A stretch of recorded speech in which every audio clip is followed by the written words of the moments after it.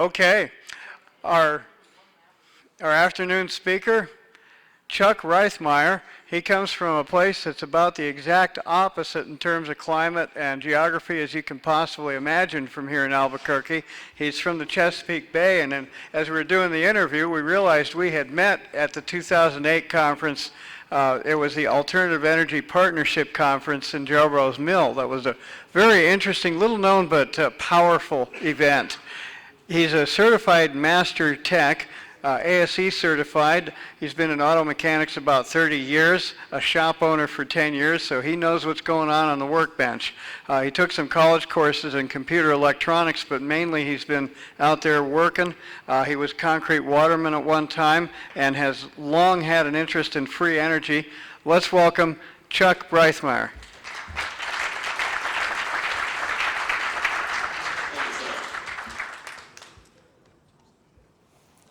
How y'all doing? Ain't nothing like being put on the spot.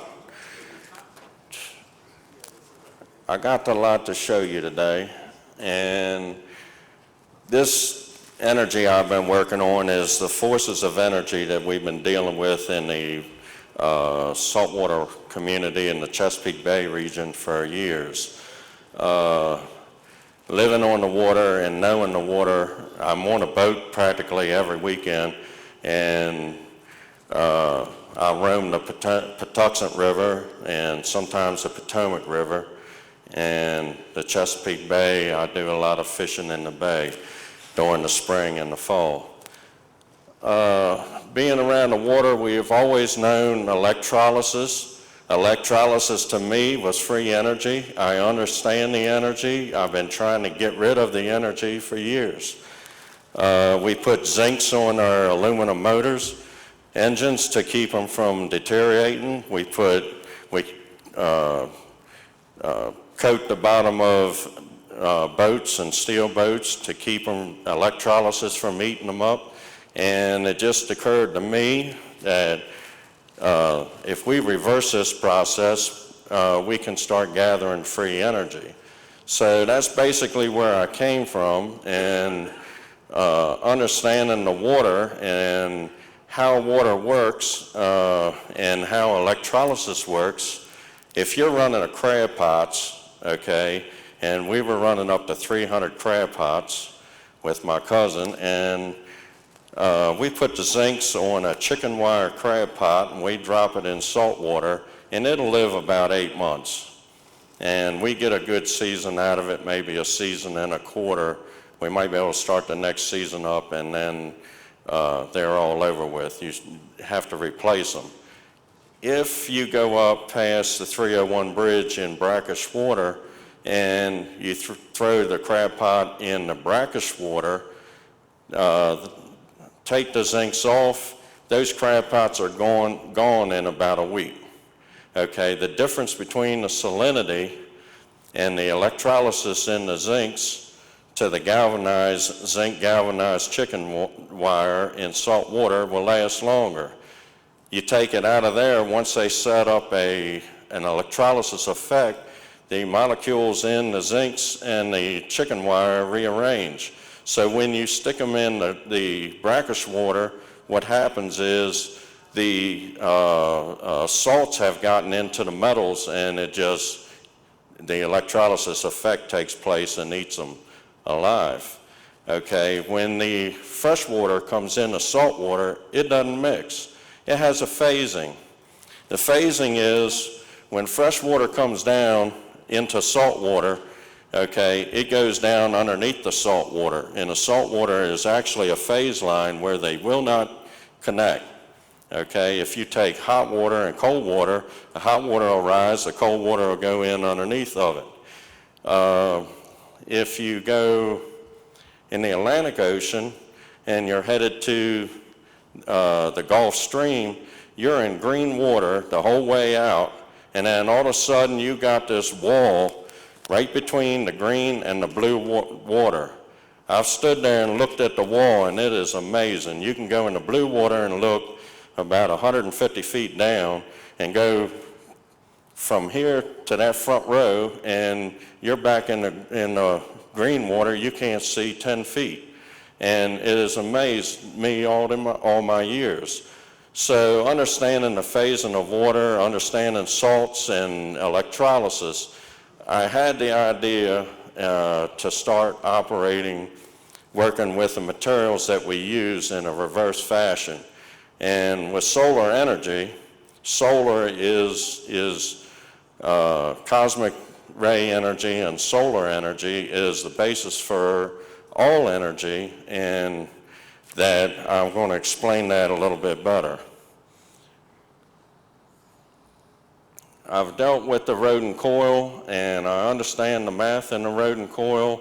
It has amazed me to a large extent, and I've seen the power and the force of energy that it carries, in which Marco Rodin has well explained, and others like Randy Powell and Jamie Barfett.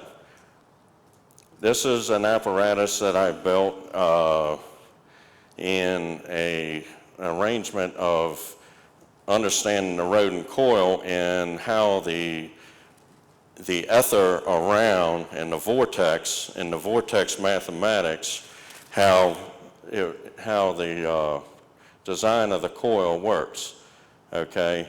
So a Rodin coil, as the natural frequencies excite the Rodin coil, the ether comes in, the ions come in the top, they quench through the center and go out the bottom in a rotating fashion. So you have all around the coil a gathering of energy. It meets about every law out there. And this is a generator that I had built, and all my findings are practical theory and experimentation to prove the theory.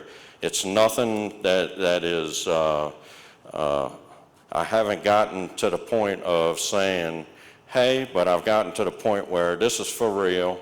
Some real chemists need to sit down and look at it, and some real electrical engineers need to look at it.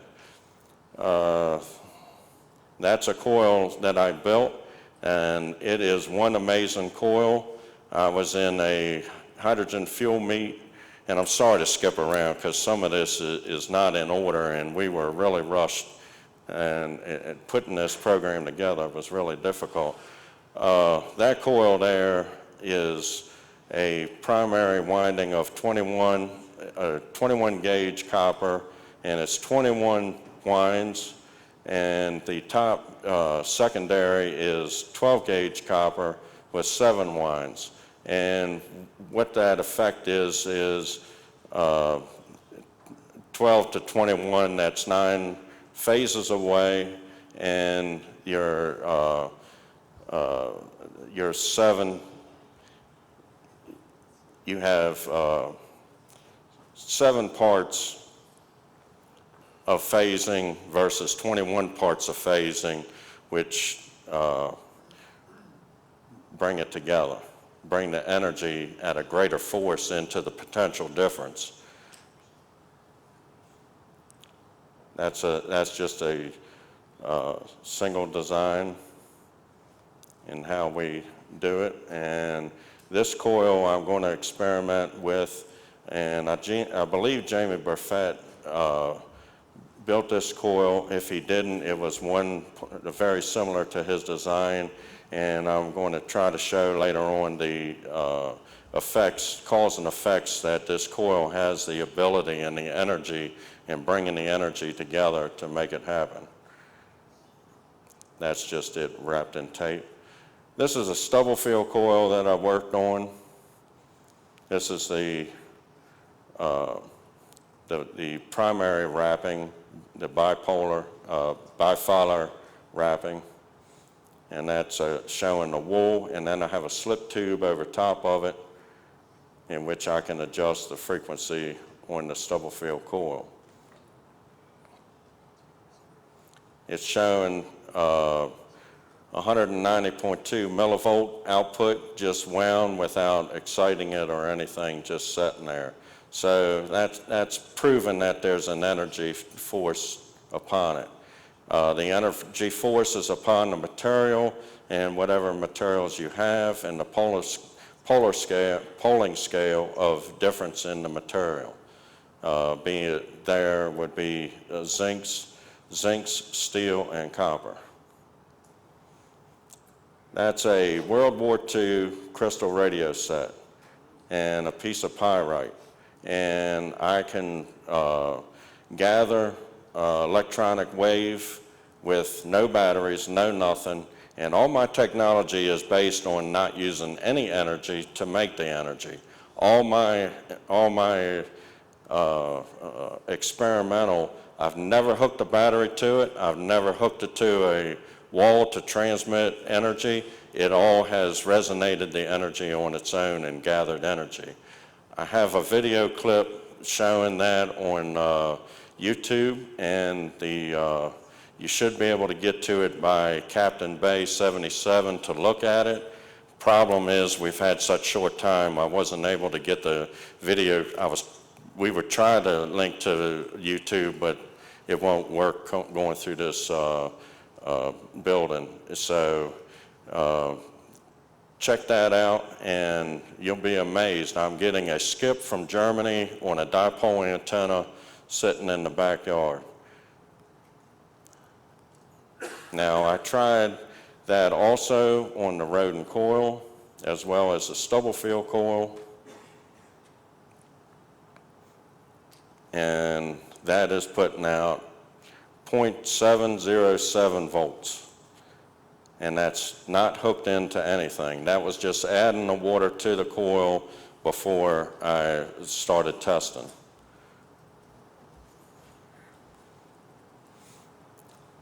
That is, I put that coil in the ground, just in the top surfaces and the water around it, and I wetting the earth around the outside of it and trying to resonate with the crystals in the earth.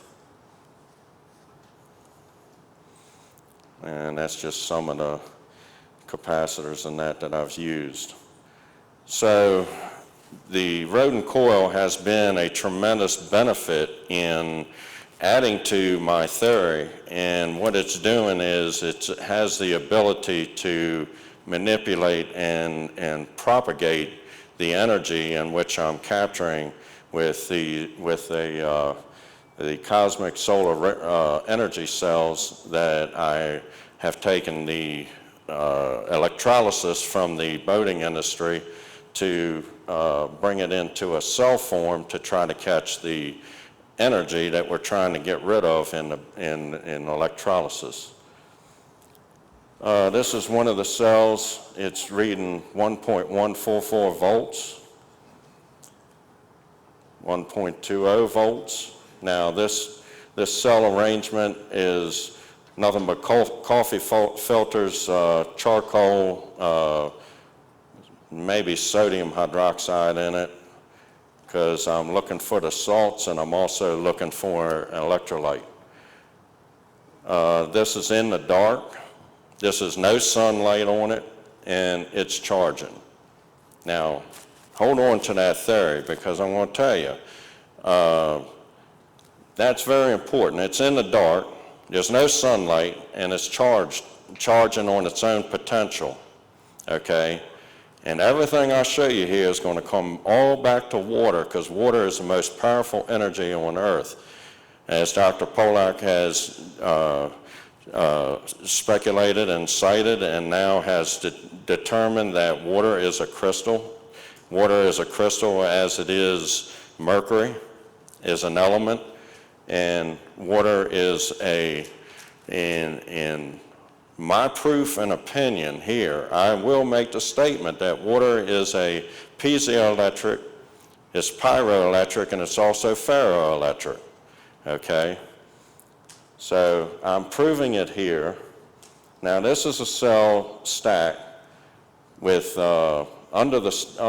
this is the cell on top, and I have a piece of aluminum foil, and what I was trying to do was build a capacitor underneath by taking aluminum foil and wrapping it back and forth and then stacking it away from each other, trying to form a pseudo gap, a jump gap for the electrons. And as I put pressure on the salts in the cell, you can see that there's 2.15 volts, 2.21, and every time I'm cranking a little more pressure on the salts. And that's the temperature of it one day. And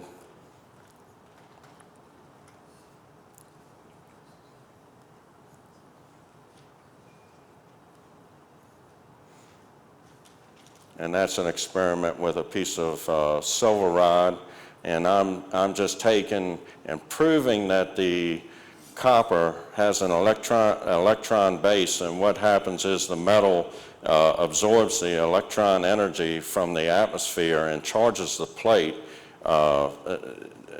as a photonic acceptor, and it turns it in the electrons into usable energy. And that is some of the stuff that we paint on the boats. That's a cuprate paint that you paint the bottom of a lot of boats, and that's a zinc coating that you paint on your engines and that to keep them from getting eaten up.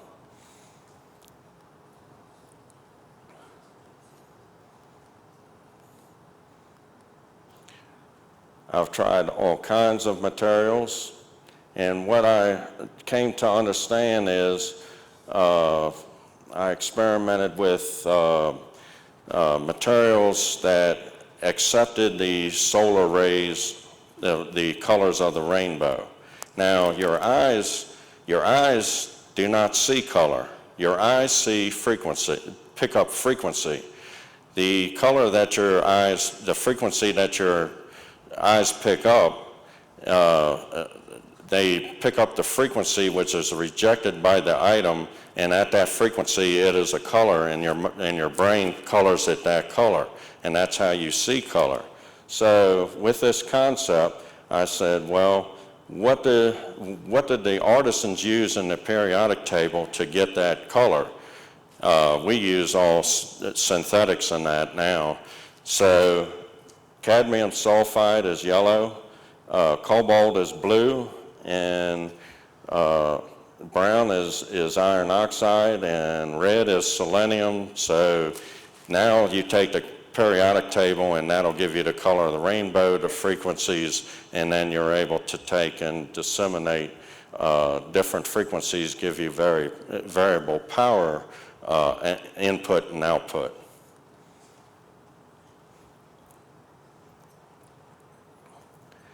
I have also tried to extinct the galvanic reaction effect.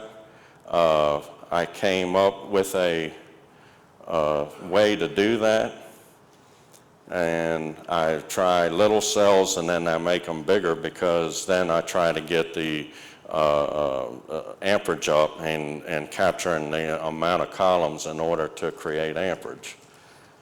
So this is regular energy, because this is what's free, because I haven't hooked a battery to it to get it. This is just using the effects of the different metals and salts in the brew. Okay, that's 1 volt, 0.610. Okay, there's one of my recipes.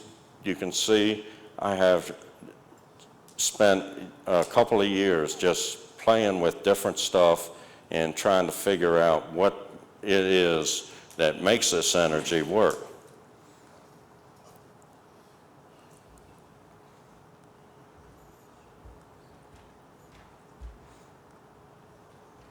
And I've tried many, many different plates. I even tried shingles and screens, and trying to figure out if I could paint a house and make it work. So my understanding is, trying to capture this energy, I said, well, what did they use in the past? And the Egyptians, they used amber on wool, and it would capture static electricity. So I got the idea to use pine tar and try to harden it in a brew, and found out that the pine tar was actually the protector of the metals. Now, metals has a strange characteristic. Through the years, I've understood oxidation, and oxidation is a metal trying to protect itself. So a metal, the electrons and ions running around in a piece of metal, okay, they have an ability to create their own resistance and grow their own protection to try to protect the metal from depleting so that they can stay around and play with each other.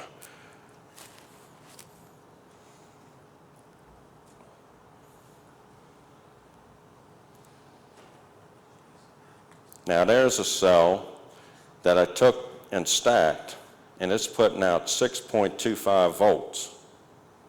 Now the theory behind this is I can make shingles out of these cells and put them on top of your house, and that I could stack them and they would multiply the voltage and the current, amperage and current up. And that's proofing that theory.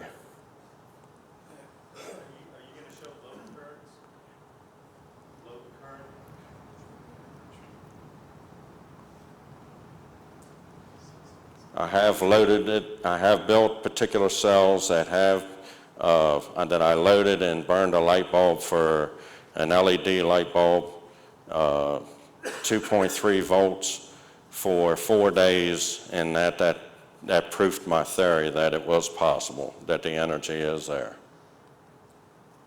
And it's hard to get that kinetic energy to work. That's one of my tomato plants. It's 6 foot tall. Ladies and gentlemen. My tomato plants are 6 foot tall. I also look at receivers, okay, in designing a panel to pick up the available energy. So I have always related back to Mother Nature's natural is your best teacher, as Victor Schomburger has demonstrated in the cause and effect of Mother Nature is the greatest tool for engineering that I've ever understood. And I showed you that tomato plant for a reason. Now, what I'm looking at here is you can take Faraday's law and put it into practice. A leaf is an antenna, period.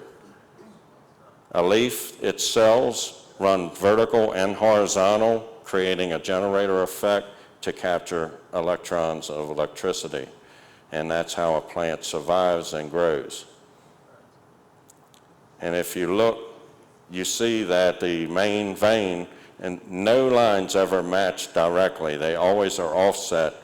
And as you take Faraday's law and the law of growth and the law of attrition, you see that is a powerful mechanism for transporting energy.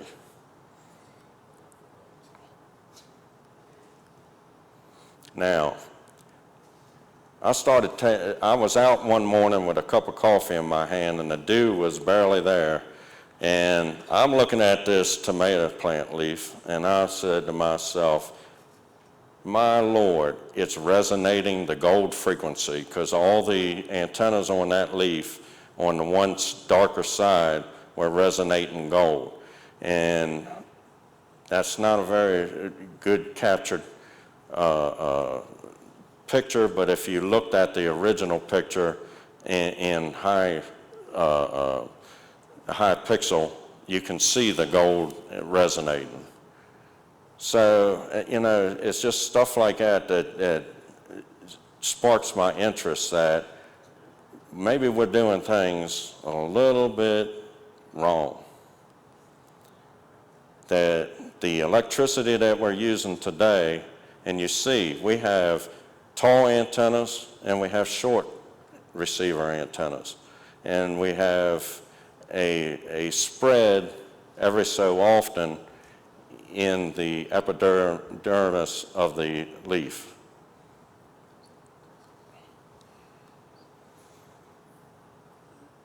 Now, you don't pay attention to that, you don't see it, but through magnification you start to understand it.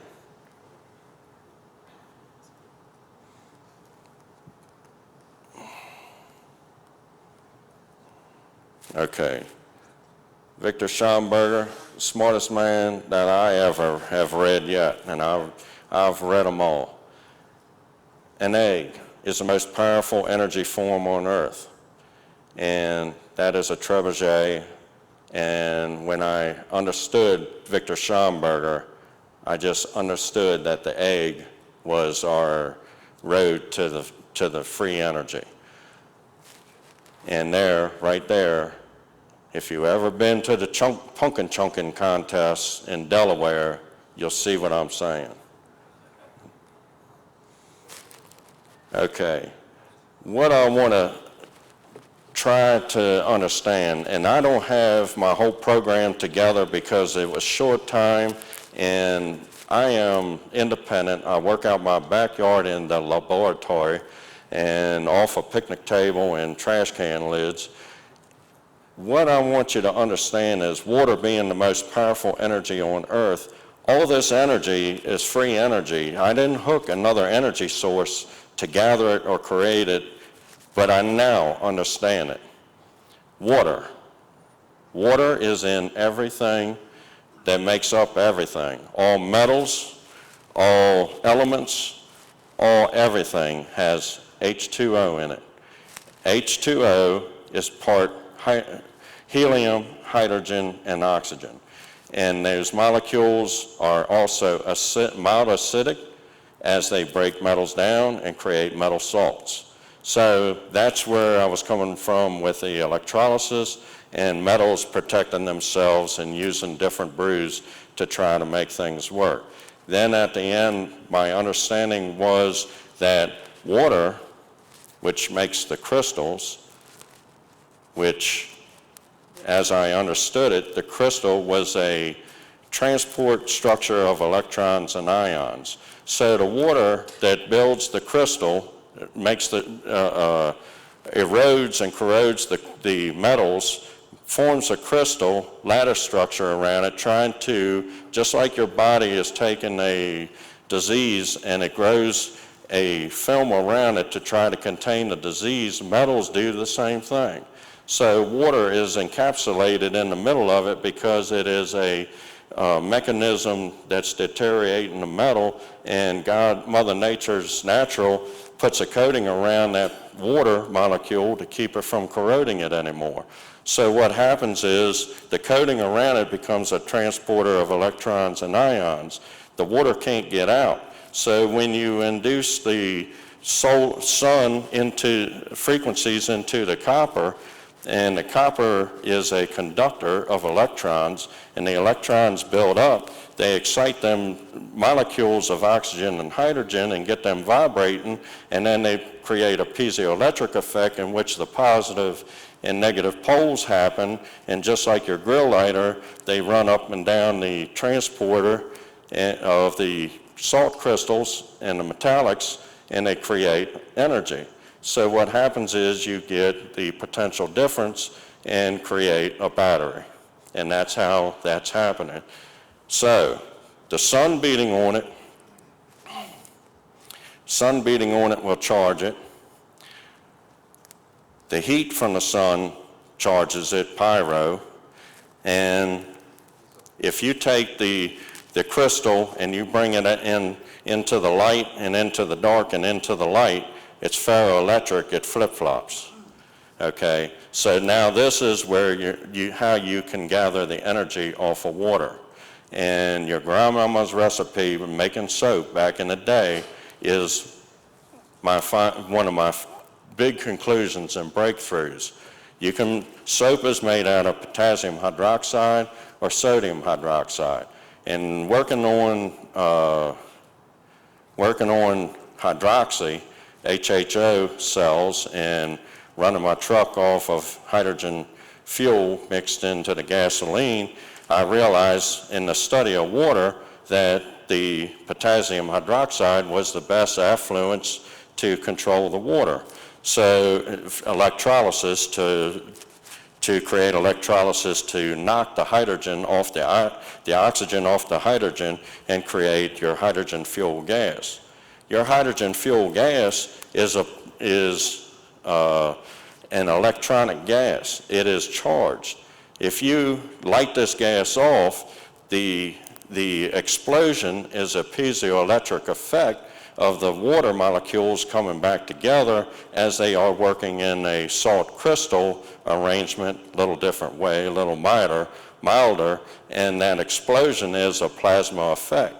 So, well, my Lord, that's lightning. So that's where lightning comes in, is from your gathering of moisture over a dryness and or a energy of influence, such as charging the copper plates with electrons. If the earth is gathered electrons and there's a potential difference of ions in the atmosphere and moisture is there as being a conductor between them, the water, and then all of a sudden you have your pyro or piezo or ferro effect of electricity, and that's what makes lightning. I was sitting in Myrtle Beach, and it dawned on me this past week, my family had a reunion down there, and I was one morning sitting on the shore, and a big storm was rolling over, and the surf was rough, and the salts were up in the air, and it's coming in, and I'm standing out there watching it roll in, and I'm like, oh, that's cool. Well, there's no lightning yet. And then it dawned on me, the whole storm, as it came to the shore, when it got into that disturbed area, the streak lightning went right down the shore. I said, get the heck out of here. But I want to tell you something, it awoken me, and I said, the salt's in the air, and they were manipulating the air in a ionic or electronic effect, which caused the storm to give up its energy. And that's where I conclude that water is piezo, pyro, and ferroelectric. Now, I have a demonstration I want to show. This is Jamie Buffett's demonstration, and it's been a while, and it'll take us maybe a little while to show that. I also have some panels here that I'm going to hook up and tell you about. Now, one of these panels, a bunch of these panels are 4 or 5 years old. Now, if it was galvanic reaction from salts, they would have ate themselves up and been destroyed. Now, when I was invited to come to this conference about a month ago, some of my panels that I constructed didn't set right, and as I was taking them out of the box, they were stuck together. The aluminum foil ripped off the back of it, and there's not a bit of corrosion on the aluminum foil, and that cell's 5 years old. So it isn't the salts, the metals trying to protect themselves. I believe it's the pine tar, the characteristic of pine tar in amber having the affluence to extract, hold, and then extract energy is the mechanism needed to keep that corrosion, acidic corrosion from happening. And metal likes pine tar. So let me see if I can put some things together here and show you. I don't want to get too much time, and I apologize. I had YouTube videos of my truck running off of hydrogen hydroxy and showing the arrangement in that. I have a demonstration for Russ Griss in RWG research showing the electronics of the hydroxy by running a stainless steel wire down a tube and then creating a ground field around it using the Rodin Coil, and when I lit it off you could see the meter jump up showing the effect of the lightning and the hydroxy. Okay, and it does record on just the gas, but hydroxy is an electronic fuel just like a wire, and it will flow.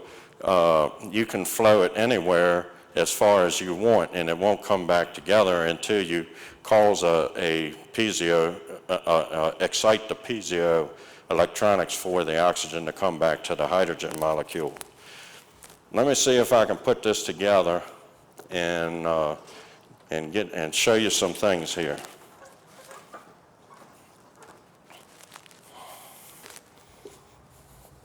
You want to help me out here? Yes, sir.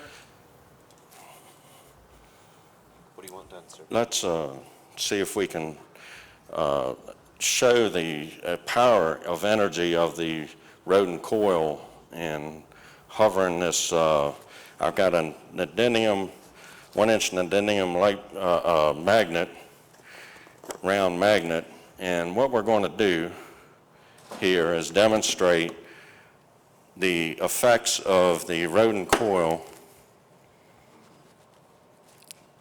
and you can call it anti-gravity if you want. I look at it like this: a Rodin Coil. Can you all see that? Okay, a Rodin Coil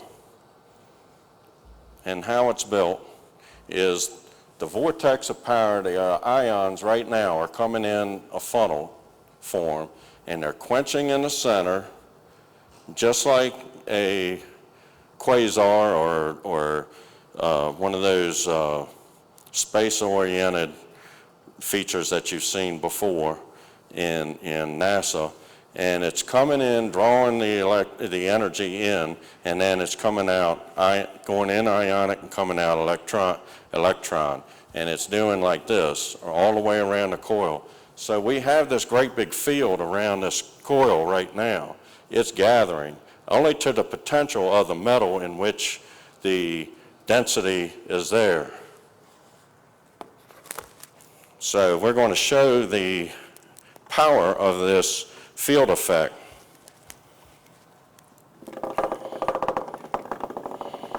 Now, all we're using, a little bit of voltage and frequency, a little amperage. I'll let this gentleman tell you how much he's using, because this is borrowed equipment here.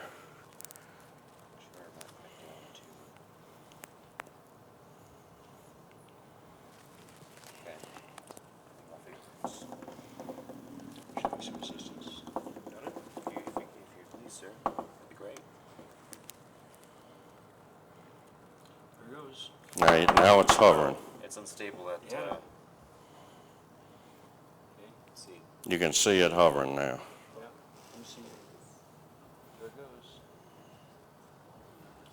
Let me see if I can get hold of it for the. Can everybody see that?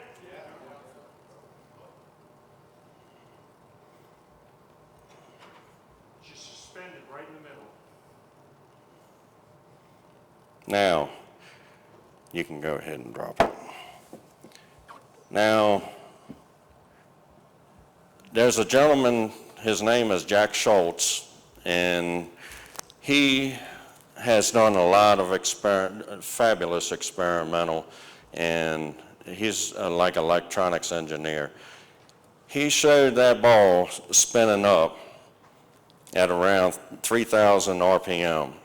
He put it in a little plastic cup, shut the machine off, and took off walking about from here to that door, and that ball kept rotating on the energy.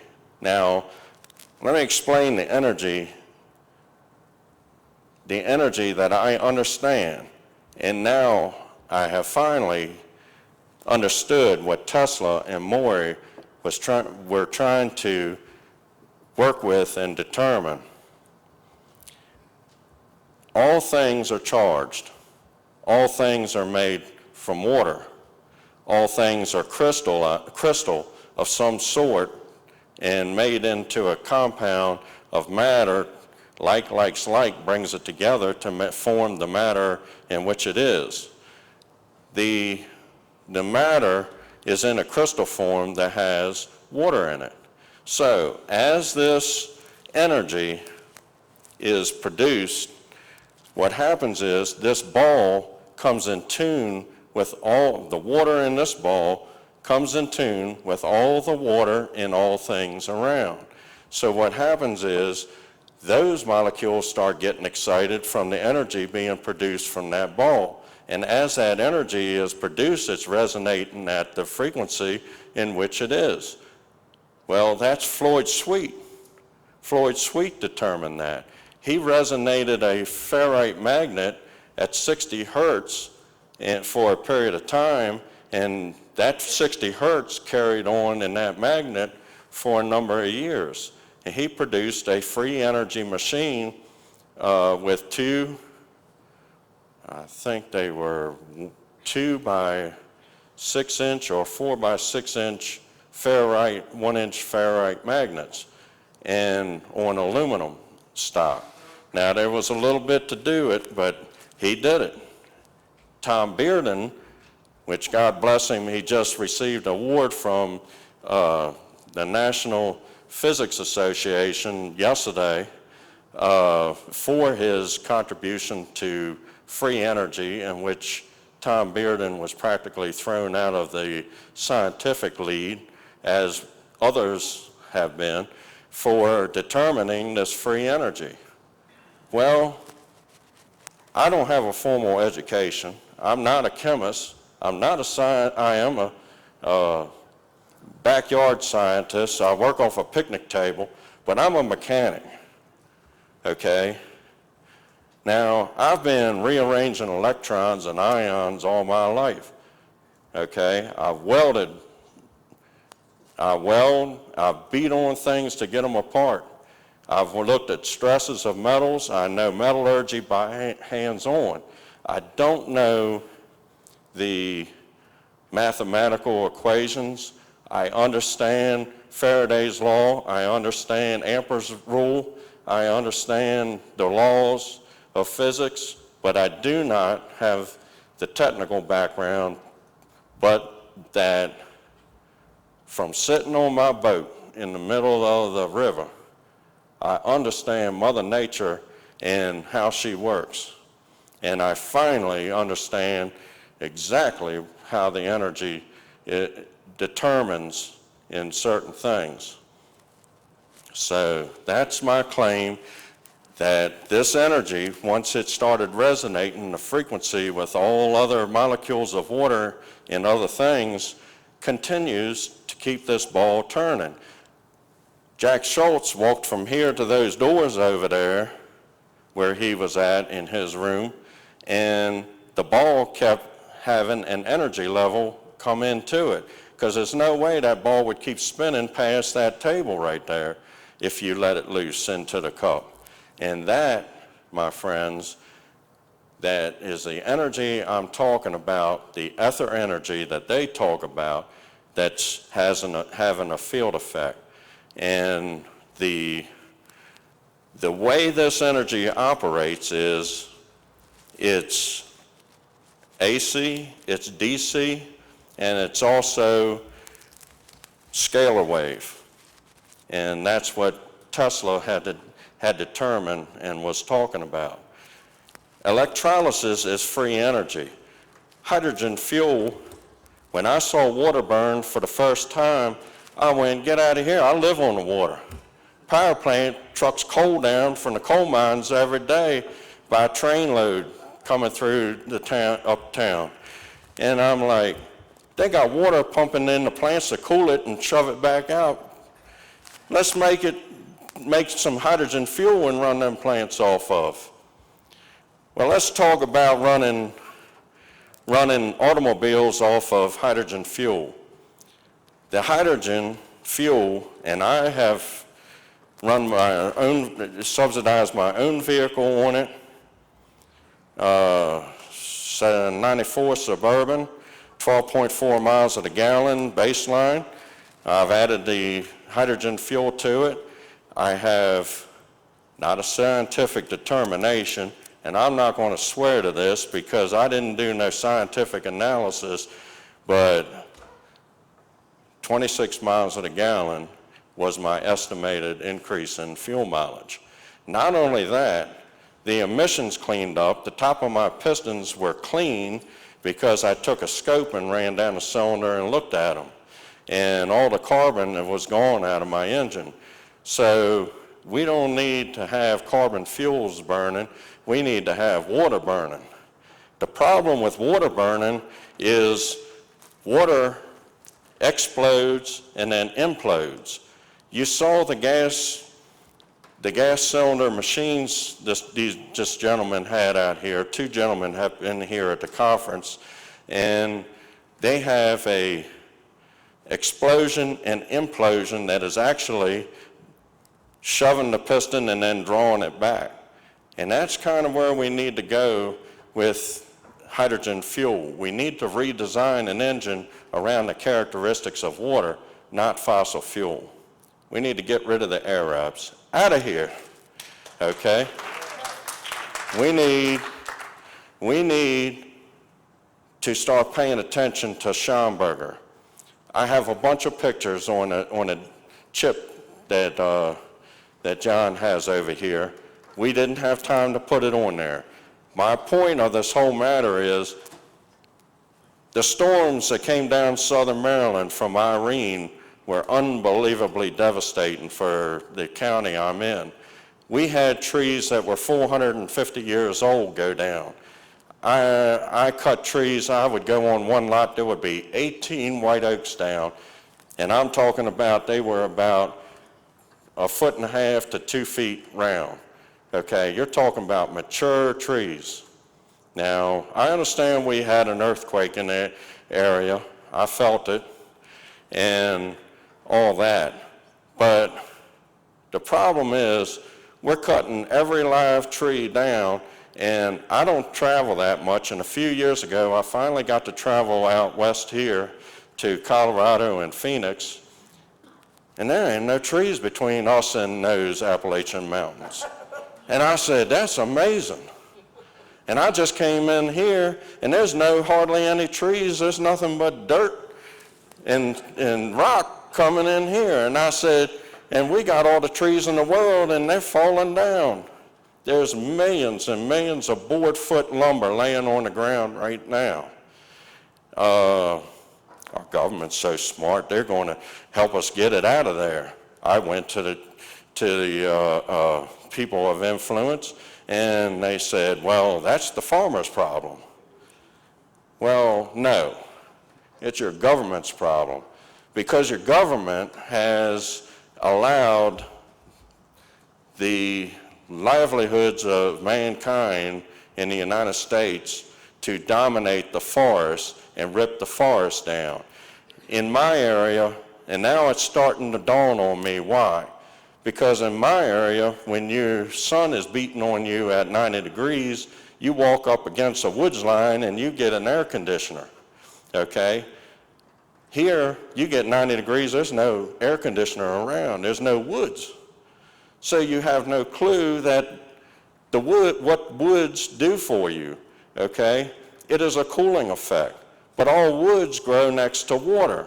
So what happens is the coolness of the groundwaters being shaded from the sun have a cooling effect, and this creates a resonant energy around water in your streams to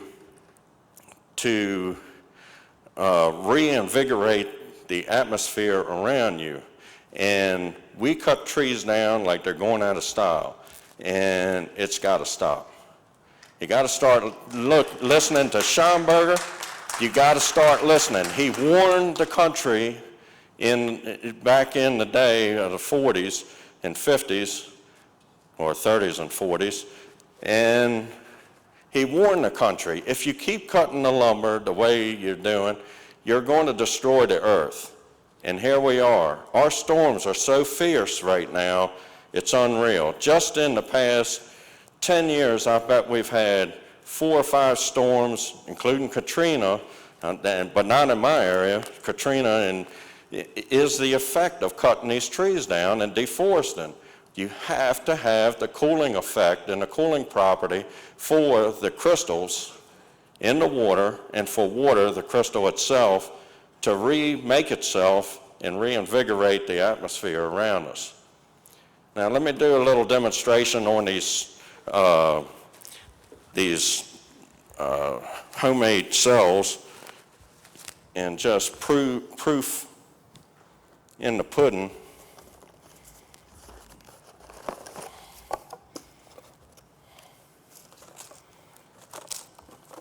Not really set up here, but we're going to get her.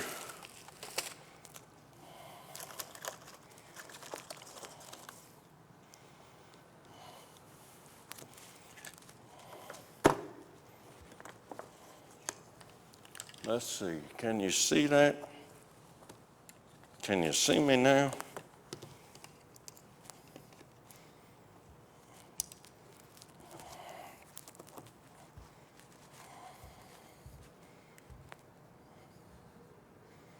Okay. You can see the voltage jumping around, okay? Now let me tell you something about this cell. One, it ain't never been near a battery. It has never been plugged into electricity, and that's the water crystals in it charging. If you take this cell out in the sun, it'll bump it up because the material is only going to hold the charge and which is around it to the efficiency that's there. If you put other ions and electrons to it, then it'll multiply the factor and keep climbing. You saw where we were getting, I've got a cell right here that for about a year, it was over Faraday at 2.90 volts. Okay? This cell has gone with me for the past 5 years all over the place. You can't see it?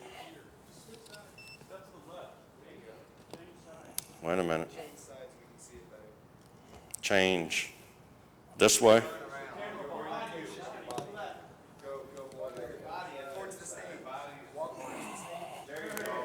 Oh, there y'all go. All right, let me flip her on there.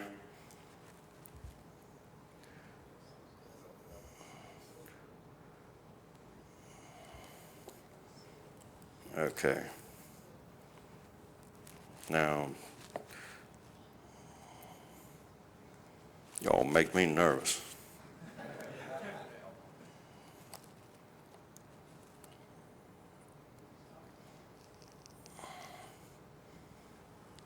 Okay, that cell I had at National Physics Association and Maryland University last year. That cell was in Ruskin, Florida in 2008. That cell was in Orange County, Florida in 2009. And I've had it all over the place. When I came home from Maryland University, it was sitting in a box, shorted out, dead short. And I went, oh my God, my best cell is gone. I unshorted it and bam, it started working again. If you take this cell out, I took some gentlemen out the other day and set it in the sun, you'll see where it starts charging up. At this time, it'll charge up to around 0.874 on my side of the earth. I have noticed, I mixed my brew on the East Coast. I'm now on the West Coast. Now all of a sudden everything's changed. So I also got to thinking about that and I went, they're a little weaker over here because they're aligned over there. So you have to mix your brew over here to make it efficient over here. So when your mixture sets, the alignment of the crystals go in the direction of the poles. So they are weak, but they still work. So at least I can demonstrate it. So at basic, it comes down to water. Water is piezoelectric, pyroelectric, and ferroelectric, and it works. And it is our greatest potential of energy. I never knew anything more stronger than a steam engine. Steam engine can move more freight, more volume than any engine ever built yet. So this is grassroots. This is my backyard to yours. And Now I'm looking for some real chemists that know how to mix brew. And this is your grandmama's soap recipe. Your grandmama's pine tar soap recipe that cured all ailments back in the day. Animal fat esters, glycerin, potassium hydroxide, you mix it in water, throw the fats to it, and it tears this wall structure down, makes glycerin, then you add in the pine tars and whatever other oils you want. And start adding some other minerals to it. Well, there, Thank young you, fella, sir. we got about 5 minutes. Do you want to, would you rather give a lecture or would you like to take a few questions? Well, they scare me. Don't confuse me with the facts, lady. I can't get all down in detail now. All I can do is take these hands and feel, touch, and smell it and figure it out. I can't. How many of you have the Albert Einstein complex? Albert knew that special relativity and the theory of relativity worked. He knew intuitively in his mind that it was perfectly logical and worked, but he couldn't do the math. It was Mileva, his first wife, that was able to do the math to explain and prove mathematically that it worked. But in Albert's mind, he fully understood it. How many times have you had the Einstein complex where you know it can work, you've seen it, you believe it, but you can't put it on paper, and some of the scientific ecumenical community at large kind of, excuse me, you're nobody because you can't do the math. Well, Albert couldn't do the math, and look at the pedestal that society has placed him on, especially the scientific. But you know it works, but maybe sometimes you don't know some of the bits and pieces in between. Was there anything wrong with that? That's where we start. Then later on, we use the math to help fill in the blanks. Now we gotta fill in the blanks and help the person that knows how to do it fill in the blanks. Let me add one more thing. Oh, you already got a mic. Now, Come on, he wants my mic. I want it all, buddy. You got it. Hydrogen fuel cells is electrolysis through water. We're adding salts, potassium hydroxide, sodium hydroxide. Some people use baking soda. Now, the salt water I live in is contaminated through all the sludge running down from 295 sewage treatment plants, and Patuxent River has a problem with their sewage treatment plants, and everybody's got this problem because somebody's got to go. The thing that most amazed me out of these cells were, I was thinking about attaching them to the bottom of a boat to create a charging system for the sailboats. What amazed me was I took a 5-gallon bucket of the dirty water that is salt, and it's all green and brown, and I shocked it. And 3 days later, I looked in the bucket, and all the sludge and everything went to the bottom of the bucket. Now, I'll grant you chemically shock a salt crystal, it creates chlorine effect. You smell the chlorine off of it, but chlorine evaporates. So I'm sure the sewage treatment plants are using this technology to clean my water up so that I can re-drink it. No, I don't think so. But that's one effect that I've seen, is maybe some big barges running around the Potomac River before it gets down to my part of the earth. That might work. Ladies and gentlemen, Chuck Reithmeyer.